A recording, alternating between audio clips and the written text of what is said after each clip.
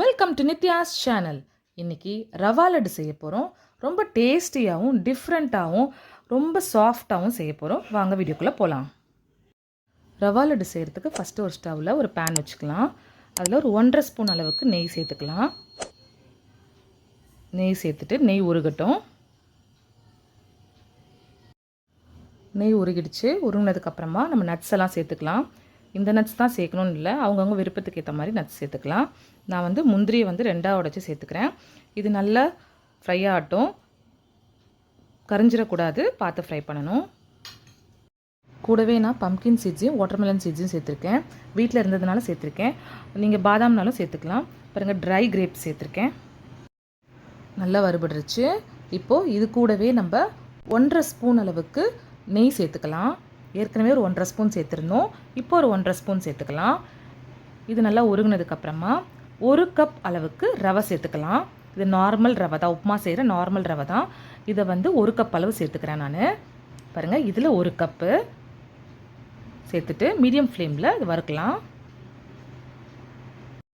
கைவிடாமல் பொறுமையாக இதை நம்ம கலரணும். மீடியம் ஃப்ளேமில் வச்சுக்கணும். ஹை ஃப்ளேமில் வச்சா கருகிடும், கலர் சேஞ்ச் ஆகிடும். பார்த்து பொறுமையாக ஒரு 2 to 3 மினிட்ஸ் அளவுக்கு இதை வறுத்தா போதும்.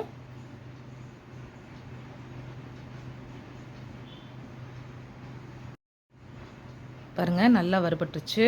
கலரும் சேஞ்ச் ஆகாமல் இந்த நெய்யோட வாசத்தில் சூப்பராக நல்லா வறுத்துருச்சு. ரொம்ப வறுத்துட்டோன்னா கரிஞ்சு போயிடும். இப்போ டெசிகேட்டட் கோகோனட் அதே கப்பில் ஒரு 3/4 கப் அளவுக்கு சேர்த்துக்கிறேன். இப்போ கடையிலேருந்து தான் வாங்கணும்னு கிடையாது டெசிகேட்டட் கோகோனட்டு. நம்ம வீட்லேயே கூட தேங்காவை துருவி வெறும் ட்ரை பேனில் ரொம்ப லோ ஃப்ளேமில் வச்சு நல்லா வறுத்துட்டு அதுக்கப்புறமா இதில் சேர்த்துக்கலாம். தேங்காய் சேர்த்ததுக்கப்புறமா நம்ம ஒரு 2 மினிட்ஸ் அதையும் கைவிடாமல் வறுத்துக்கணும். ரெண்டும் ஒன்றா சேரணும், ரவை தேங்காய் எல்லாம். இப்போது அதே கப் அளவில் 3/4 கப் அளவுக்கு சுகர் சேர்த்துக்கிறேன் நான். டைரெக்டாக இதிலே சேர்த்துடலாம். இப்போது எல்லாமே லோ ஃப்ளேமில் வச்சு தான் செஞ்சிட்ருக்கோம். இதையும் நல்லா இது கூட சேர்த்து நம்ம மிக்ஸ் பண்ணி விடணும். லைட்டாக உருக ஆரம்பிக்கும். சுகர் பவுடர் பண்ணி சேர்க்கணுன்றதுலாம் அவசியம் இல்லை. 1 கப் ரவைக்கு 3/4 கப் சுகர் அளவு போதும். அதை டைரெக்டாக இதில் ஆட் பண்ணியிருக்கேன். ஆட் பண்ணிவிட்டு பொறுமையாக இதை கலரி கொடுக்கணும். அதுலேருந்து ஒரு ஈரப்பசை வரும், அதோடு சேர்த்து நல்லா மிக்ஸ் பண்ணிக்கணும்.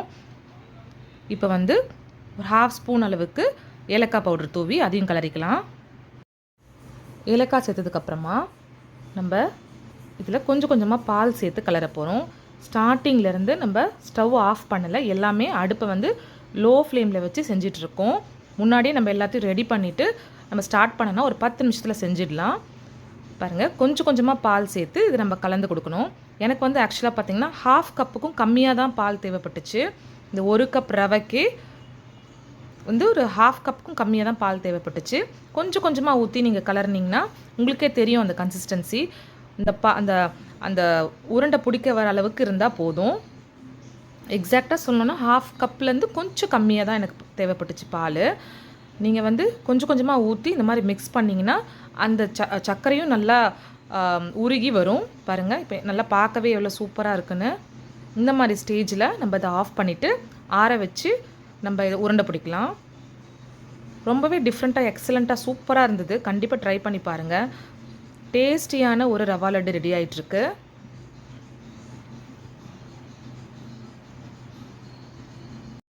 கையில் நெய் தடவிட்டு உருண்டை பிடிக்கலாம். ரொம்ப ஆற விட்டுறக்கூடாது. கை பொறுக்கிற சூட்டு அளவில் எடுத்து நம்ம உருண்டை பிடிக்கணும். தேவையான அளவுக்கு எடுத்து இந்த மாதிரி அழகாக பிடிச்சோன்னா சூப்பராக வருது பாருங்கள். ரொம்ப டேஸ்டியாக சாஃப்டாக இருக்குது. எத்தனை நாள் வச்சாலும் சாஃப்டாகவே இருக்கும் இது.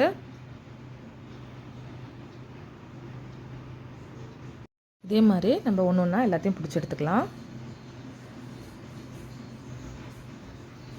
பாருங்கள், சூப்பராக வந்திருக்கு. சூப்பரான ரவா லட்டு ரெடி ஆகிடுச்சு.